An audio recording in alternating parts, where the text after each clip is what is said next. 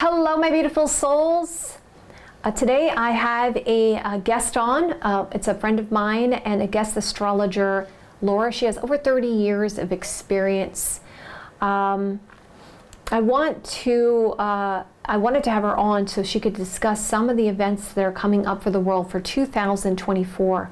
However, I just want to preface this on before watching today's video, you want to be prepared for the time that's coming up. Some of the topics that are going to be covered here in this video are truly transformational, and you need to prepare yourself both mentally and spiritually for these trying times ahead. So with all that being said, this is Laura, and please let me know if you'd like to have her on our channel again by hitting that like button or commenting below, or just giving some feedback, okay, about this particular video. Thank you guys so much. I'm Laura Barat, and I am an astrologer. I've been an astrologer for 30 years now.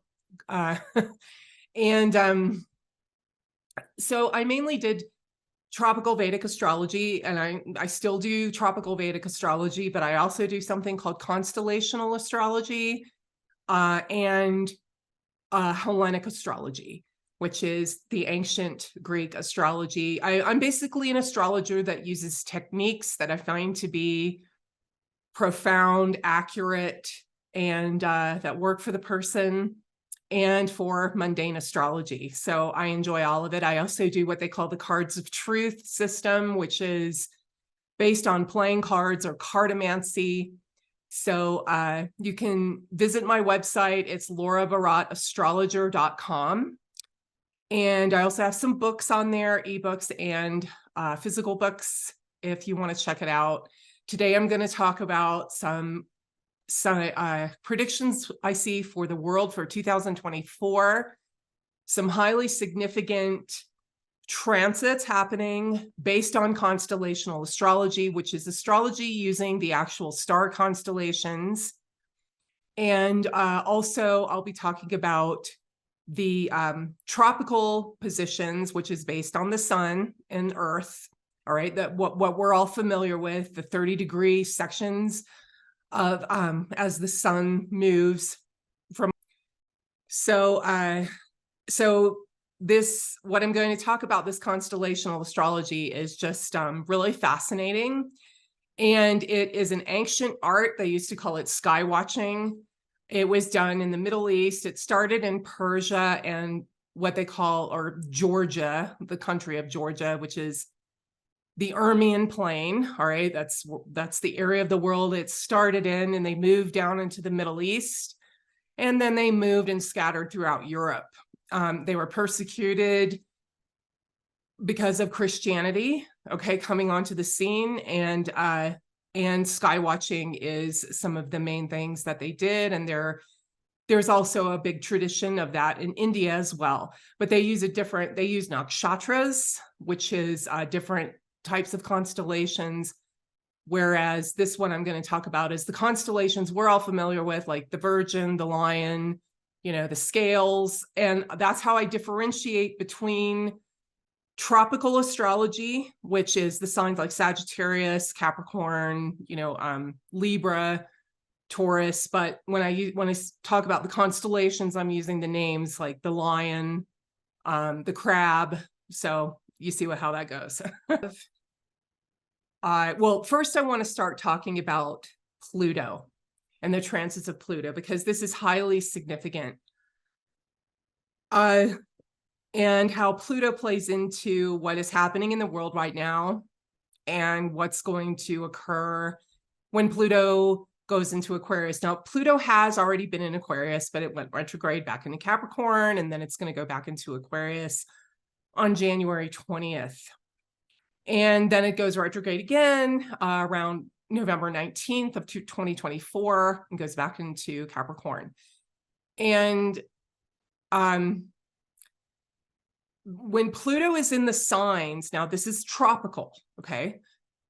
When Pluto is in the signs of Saturn, which is Capricorn and Aquarius, the last time this happened was in the 1700s.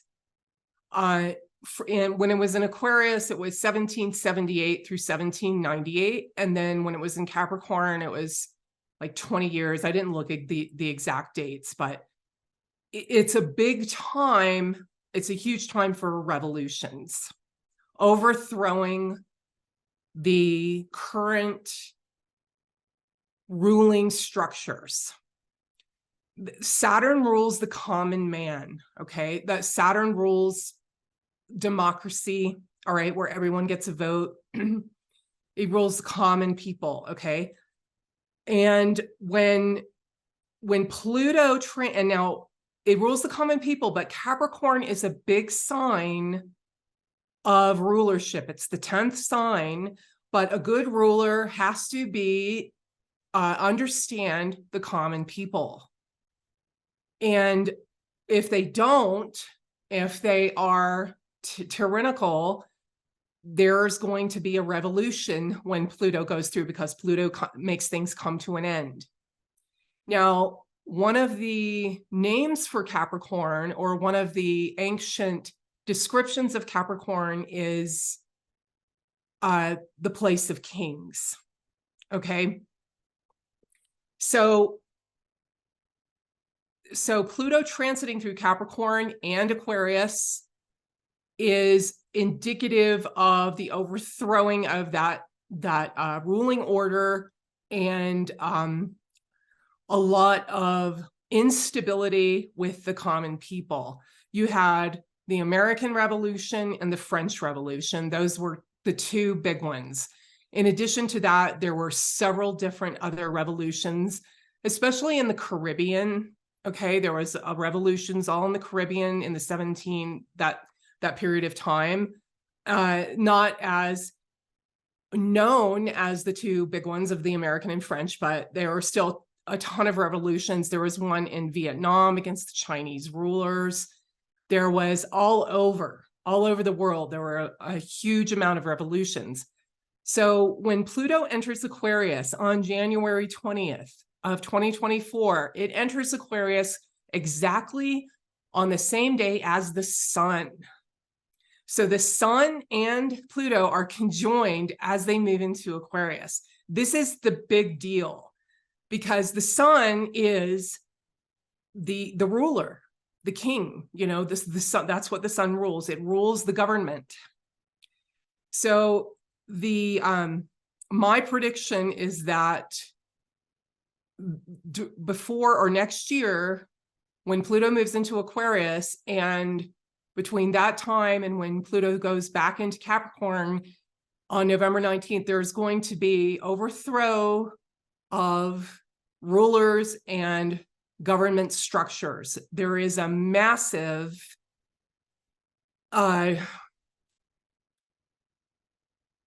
what's the word? Or like unhappiness, discontent, anger, frustration. But it's going to get worse, and it is going to affect the USA. So yeah, that's a big I always knew 2024 was going to be intense. That's not the only reason, because of Pluto moving into Aquarius and conjoining the sun that same day, but also due to the Lunar New Year, which happens on February 9th. Okay, the Lunar New Year is basically the Chinese New Year. It's the same thing. So, and that happens on February 9th. And it always happens it's the last new moon before the sun enters tropical tropical Pisces. So, so in this Lunar New Year for the United States, there is the sun, moon, Mercury, and Pluto all in Aquarius, and the rising is Leo. So it's all in the 7th house, and you also have a lot of 6th house. Let me just bring it up here.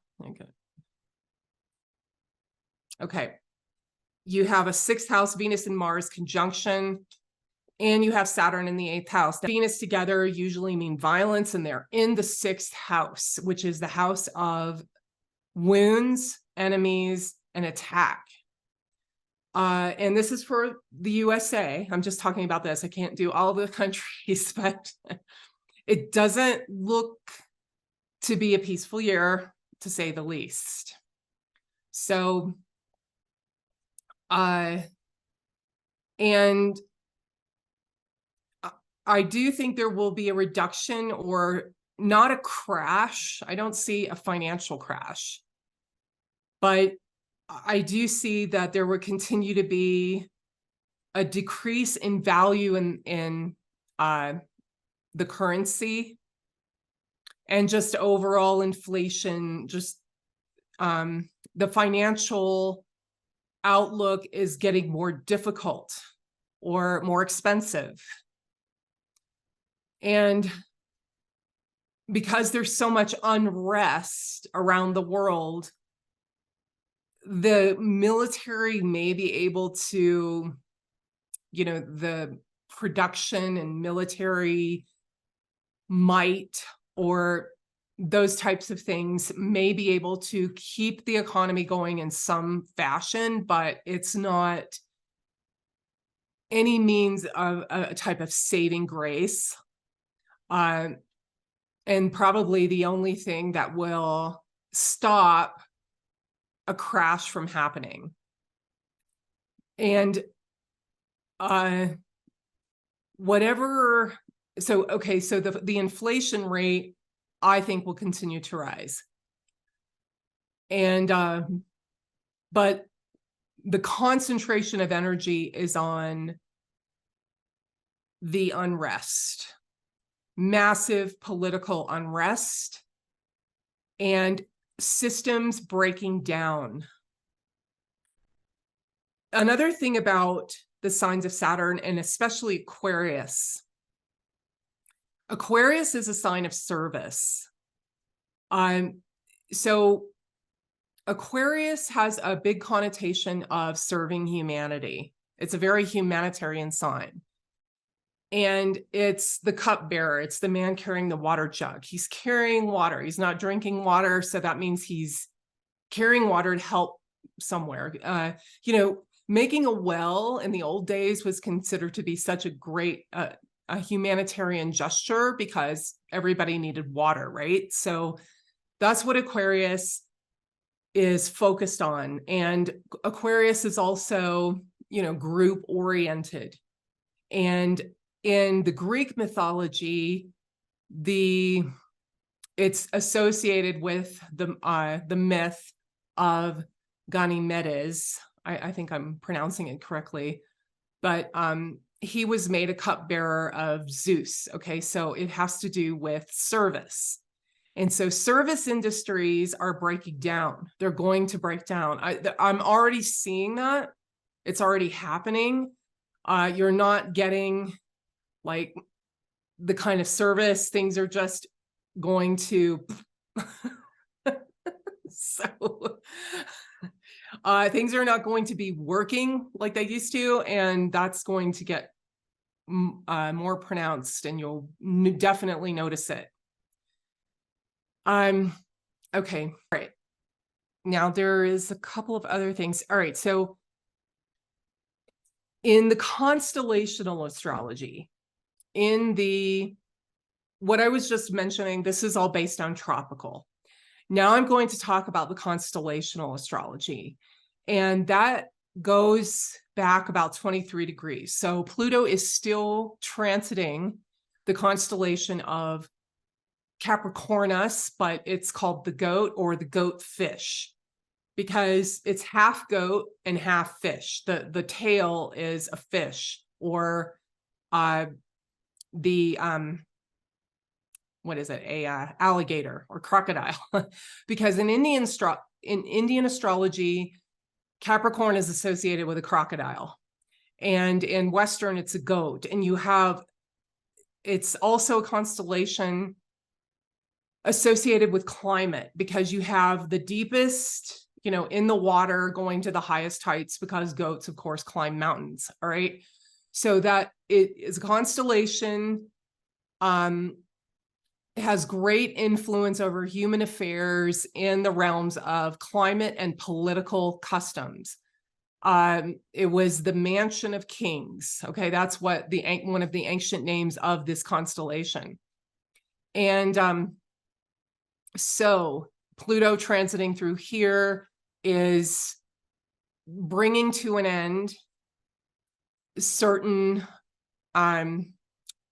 rulerships, government, the governments of countries, the faith in the rulers, and also certain climates. Okay. Then you have the fixed stars associated with the goatfish. One of those stars is Dabih, Dabih. And the meaning of that star is a butcher. Okay. So it's not the best. It can be a violent transit. And of course, having the mansion of kings, sometimes you have rulers who are violent with their populations. But that's why this is such a social and political upheaval transit. Now, then you have, I have here, okay, so Saturn. Saturn is at 1 degree or thereabouts, between 1 and 2 degrees of Pisces right now. And that's actually in the constellation, that's in the constellation of the cupbearer, or the water bearer, which is Aquarius, or it's associated with the sign of Aquarius. And this is a fixed star called Sadal Malik. These are Arabic names, okay? But this star also means extreme destruction. It also means the death penalty. So you have this Saturn aligned with this star, and what's happening right now, I mean, you can see that. There is extreme destruction happening, and that is going to level off a little bit because Saturn is going to move away from that position. So the constellational astrology will align with the tropical astrology. There's just, you can interpret it in different ways, but there's many different ways to see something or to understand how something is happening. All right. Now, constellational astrology, which is sky watching, or a very ancient method of astrology, is not only will it show or predict mundane human affairs on the planet Earth, you can really predict these things very accurately in constellational astrology, but you can also use it in your personal chart. And what it shows is you are a member of a community. So for thousands of years, a lot longer than what we've been living like now in modern, quote unquote, times, we lived in tribes. Okay, that's how we lived. And we lived in much smaller communities. And there was the mystical side of life that was honored and appreciated. And we had a shamanistic type of people that perform services for the tribe and the community.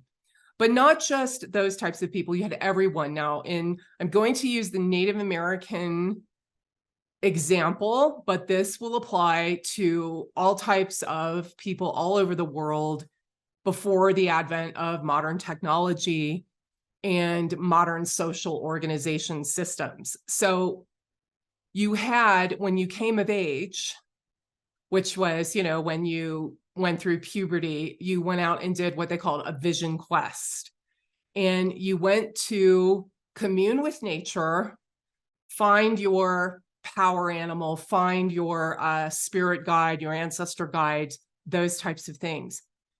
then you brought back that knowledge to your community and was able to further your society, your community, your tribe in a way, in a beneficial way that made you and the people you lived with improve or connect more with nature or connect with the divine in nature.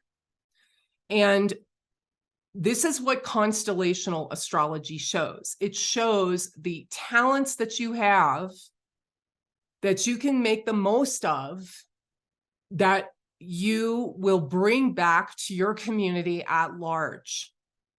So it isn't mainly your personal life, your career, your relationships, your family, your wealth, all of that is easily seen in a regular birth chart. But the assets, which is what you can call planets, the planets and the constellations, the stars they're linked to, the mythology around the constellations will show you how you can bring certain things into your community and into your society and be able to further that and develop your skills and talents so that it furthers the humanity of what you belong to. So that's what constellational astrology will show, in addition to the mundane. So I know there's a lot of trying changes coming up in the future for us for 2024, but I want to say to you guys that there's always darkest before the dawn. So before we come out to the other side, there's always going to be some big, profound changes that we have to go through, but there is a light at the end of the tunnel, and there's going to be a lot of profound spiritual changes coming up in the year 2024, and I will be going over that also again for you guys, for collectively for each sign. So stay tuned for that video for your particular sign when I release the 2024 videos. Again, I want to thank you guys so much for watching, and if you'd like to have Laura back on, definitely let me know in the comments below. I love you guys so much, and have a great day or night wherever you are.